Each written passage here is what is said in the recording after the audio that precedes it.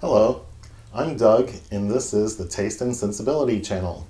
And today we're doing our second honey review, and this is of Winter Park Fireweed honey. So fireweed is a plant that you can buy at a nursery and grow in your flower beds in your yard, but I think it's known for colonizing things that have been burnt out by a forest fire or prairie fire. The fireweed might be one of the first colonizers that comes in and takes over a place after a fire. So that's why they call it that. So it can end up being the predominant plant in a large area, which is how it comes to be predominate in a honey mixture. A lot of honeys are just wildflowers, just mixtures of different flowers that the bees visit. But when there's a crop or some other reason for one kind of flower to predominate in an area, there's going to be lots of that, and people have discovered that these are wildly different than just a mishmash of all sorts of flowers, or just clover, or just orange blossom. And that's what we have here today. I've talked about Winter Park, the company, and how they have a really good website that describes all their different honeys. You can buy them directly from them. I got this one on Amazon, and I can tell a difference. The Winter Park label itself doesn't have any UPC code or any kind of code for scanning, but when you get it from Amazon, it gets a little sticker with a code on it so that they can scan it and work it in their system. But no reason for Amazon to get the cut, because you can order just as easily and get it almost as fast as Prime shipping right from Winter Park's website. So check it out and you'll see lots of interesting things. So one of the differences between the first honey we reviewed, which was Winter Park Blackberry Blossom honey, and this one is that we eat blackberries. That's a food that we consume, and the flower nectar has some of those same components, so we recognize the aromas and the flavors there. But fireweed doesn't have any food counterpart, so you pick up flowery notes and other things that you might have had in a food, but that particular combination doesn't ring any bells about what exactly is that. So it's very interesting to sample all these things that are based on flowers and not necessarily food crops. So I'm going to try to apply my whiskey tasting disciplines that I've learned from Ralphie. Ralphie Mitchell's a popular whiskey reviewer. He does Scotch whiskeys. When he says whiskey, he means Scotch. He is a Scot from Scotland, Glasgow area, I think, and he lives on the Isle of Man now and pops out one or two reviews a week of various Scotch whiskies for the most part. And he has this routine where he goes through the color and smell and the taste, and he divides that taste up in arrival and development and finish, which is very handy. It works for whiskeys, works for lots of foods. So I'll be trying to stick to that when I can remember. And I didn't remember any of that in my blind tastings of whiskey I did all through December. So maybe I'll remember here. So moving on to the appearance. This is a fairly dark amber in color. It's very hazy. It's hard to see through all the way. Light makes it through, but you couldn't read through it. This is a little bit hazy because they don't do extensive filtration. They don't heat it up to filter it, and then they don't pass it through a fine filter that would take out every little thing. And I noticed, and just looking at the top, there's kind of a little rim of particles like pollen, or I hope it's pollen. They do pass it through a screen or some filter that pulls out bee parts and wings and legs and what might be left over from sticks and twigs and flowers. But the pollen gets through their filtration and apparently congregates at the top, but I'm not going to let that worry me. A lot of people think that's some sort of health benefit. They go on and on about the different health benefits of different kinds of honeys, and I'm not sure I buy all that stuff. I'm a chemist, a PhD organic chemist by training, so I'm a little skeptical on a lot of things like that I hear. And after I learn a little bit more about it, sometimes I buy the story and sometimes I don't. So I'm going to hold off on claiming any kind of nutritional benefits or good health consequences of eating different honeys. I'm just going to go by the smell and the taste. So that's the appearance. I'm going to smell it now and see what we get. Oh, right away it hits you. It's something sour in here. It's a little tart on the nose. There's there's something sweet too. You can tell there's kind of a grainy or malty aroma. There's something umami about it. It's meaty, savory in some ways, but it's not a spice. But I'm not sure I'd say it's meat. Hearty and robust. Let's see, I've got notes here.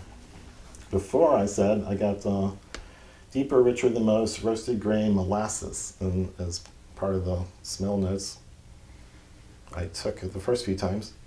And yes, I'm getting all those. And surprisingly, it doesn't really strike you as honey. There's nothing honey flavored, honey smelling that I'm getting out of this. So it's not like clover or wildflower or orange blossom. It's my nose right here. So I'm going to take a little taste.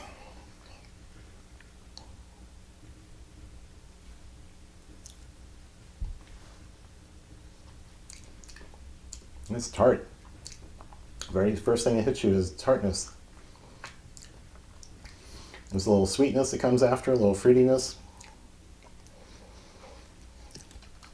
Maybe some floral characteristics. It's interesting, it's good. It's nothing objectionable that I am picking up about it, but honey is not the first thing that would jump out of your mouth as in describing the taste.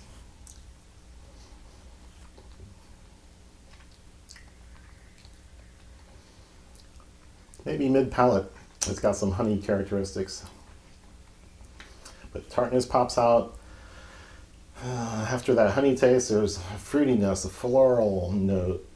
There's things that are hard to describe since we don't eat this stuff, and it's got food components in different percentages, maybe different composition than we're used to tasting. You recognize notes, but you've never tasted that combination, so it's hard to say. So floral aspects and fruity aspects are pretty strong. And my tasting notes say the arrival has a tart note, fruity but pale and ambiguous, medium intensity floral note but not identified. So that's about what I'm getting here. And I'm going to use a spoon instead of a toothpick here to put a little more on my tongue and just kind of smear it around all over and get a little more.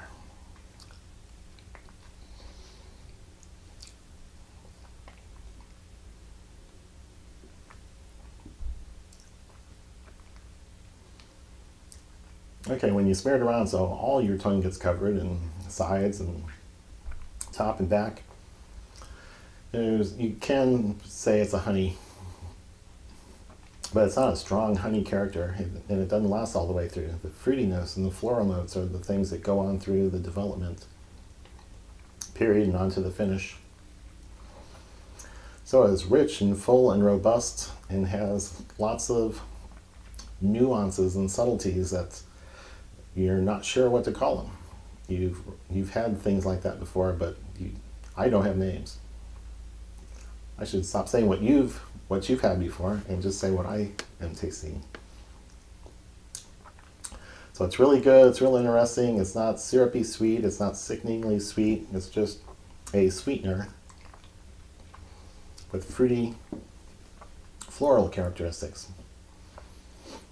That's a good way to put it. And I'll do a little bit more with a spoon because I liked it so much.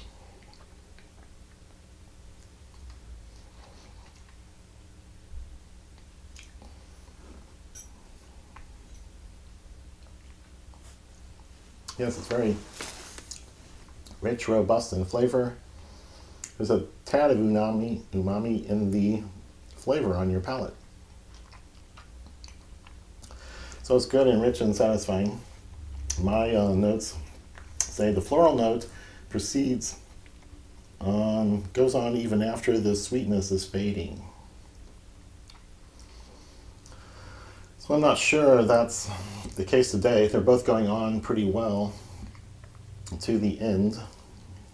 And then it just sort of falls off fairly quickly. It's not a real long finish, but the mouthfeel has an odd, different from lots of these honeys. It's more creamy, buttery, coating type feeling. And my notes from the past say sticky, clingy mouthfeel, a caramely texture that lingers after the flavor's finished.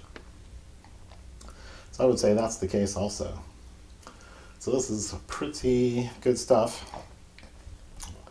I tasted it.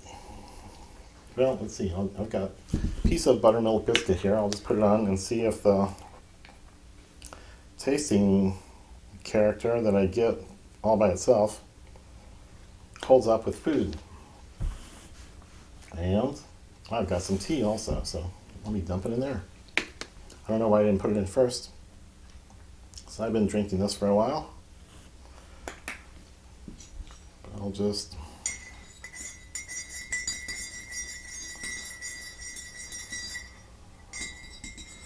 and sometimes it takes a long time to stir honey into tea. If you're not careful, you just end up with a glob at the bottom. So I always over stir it to make sure it's mixed in.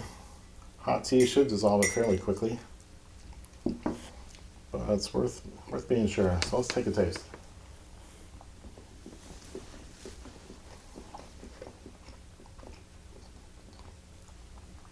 You can tell it's sweet, but I'm not sure it's got honey, conventional honey characteristics.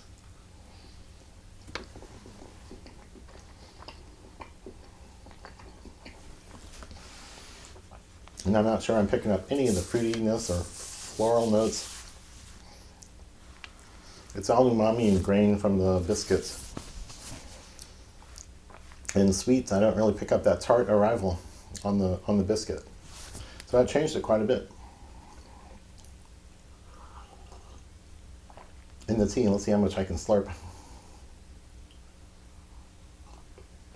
In the tea, I am getting a tart arrival. This, I think, is some Trader Joe's English afternoon tea or something like that. Hot tea, and it's tart. It's got the tart arrival. And then there's a bit of a fruitiness and floral notes that I picked up with the plain honey. So it's acting differently on solid food versus the tea. So that's interesting. My notes were I didn't get any of the character in either place, but I'm definitely getting in the tea.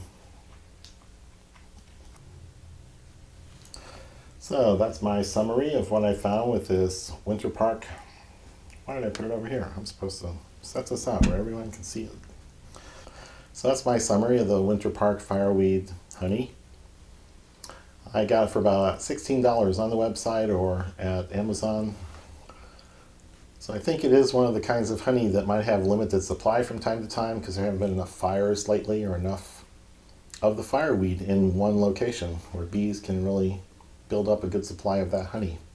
And the beekeepers have to know it's coming and have to harvest all the previous honey, get it out of the hives before this nectar arrives. So places will run out of the fireweed honey from time to time. So the upcoming reviews are going to be more famous kinds of honey like Tupelo and Sourwood. So look forward for those. And if you like what you're seeing here, be sure and subscribe to the channel. Click the bell button to get notifications when new videos are posted.